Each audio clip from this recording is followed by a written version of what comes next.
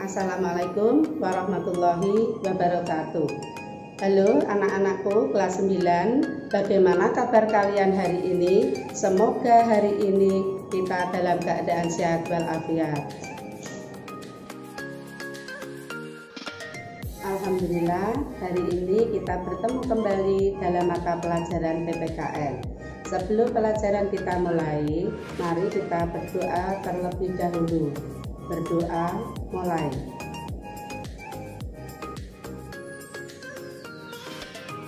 Berdoa selesai. Anak-anakku, pada pertemuan kali ini kita akan mempelajari materi bab 2, yaitu tentang pembukaan Undang-Undang Dasar Negara Republik Indonesia tahun 1945. Dengan subpokok bahasan, arti penting pokok pikiran pembukaan Undang-Undang Dasar Negara Republik Indonesia tahun 1945.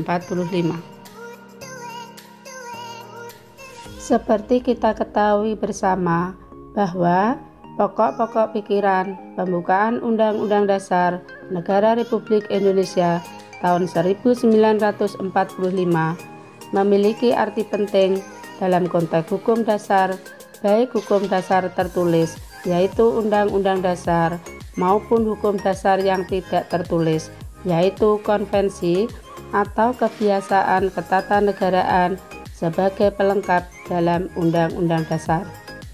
Pokok-pokok pikiran yang terkandung dalam pembukaan Undang-Undang Dasar Negara Republik Indonesia tahun 1945 adalah sumber hukum tertinggi di Indonesia. Dengan demikian, seluruh peraturan perundang-undangan Indonesia harus bersumber pada pembukaan Undang-Undang Dasar Negara Republik Indonesia tahun 1945, yang di dalamnya terkandung asas kerohanian negara, yaitu Pancasila. Pembukaan Undang-Undang Dasar Negara Republik Indonesia tahun 1945 mengandung pokok-pokok pikiran sebagai berikut.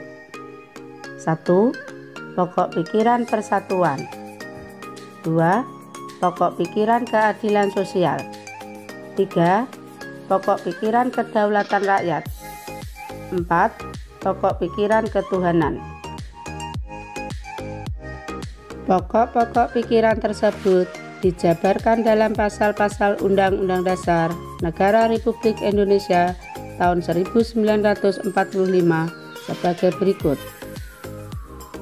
Pokok pikiran persatuan dijabarkan dalam pasal 1 ayat 1, pasal 18 ayat 1, pasal 18B ayat 1 dan 2, pasal 22E ayat 5, pasal 25A, pasal 27 ayat 3, pasal 30 ayat 1, 2, dan 3, pasal 31 ayat 5, pasal 32 ayat 2, pasal 35, pasal 36, pasal 36A, pasal 36B, pasal 37 ayat 5. Pokok pikiran keadilan sosial dijabarkan dalam pasal 1 ayat 3, pasal 18 ayat 2, pasal 23 ayat 1, pasal 27 ayat 1 dan 2, pasal 31 ayat 1, 2, dan 5, pasal 33 ayat 3, pasal 34 ayat 1, 2, dan 3.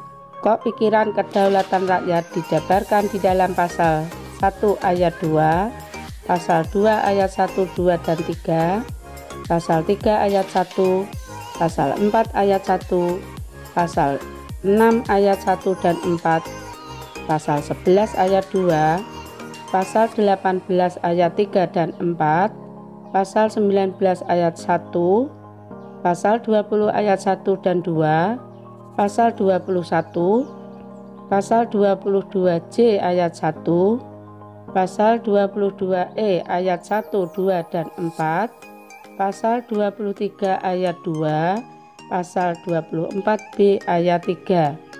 Pikiran ketuhanan dijabarkan di dalam pasal 29 ayat 1 dan 2, pasal 28E ayat 1, pasal 28I ayat 1. Anak-anak, sebelum pembelajaran ini Ibu akhiri, tugas berikutnya untuk kalian adalah menulis pasal-pasal yang sudah Ibu sebutkan tadi, kemudian dikirim ke WhatsApp atau Facebook Ibu.